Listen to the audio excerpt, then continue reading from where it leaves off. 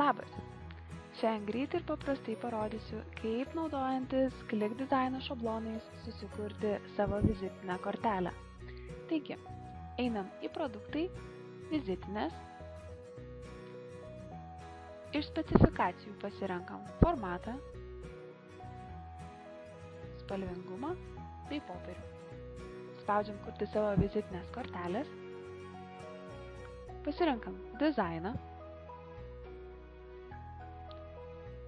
Suvedam duomenis, kurie yra reikalingi ir ištrinam, kas yra nereikalinga. Sukeliam nuotraukas.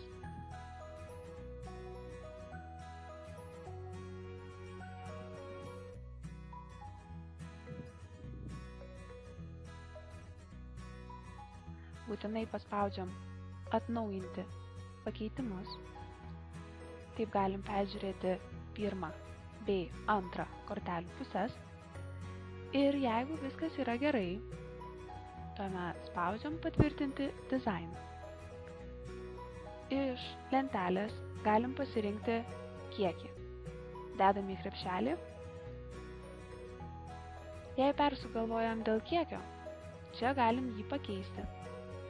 Būtinai paspaudžiam atnaujinti krepšelį ir pradedam pirkimą.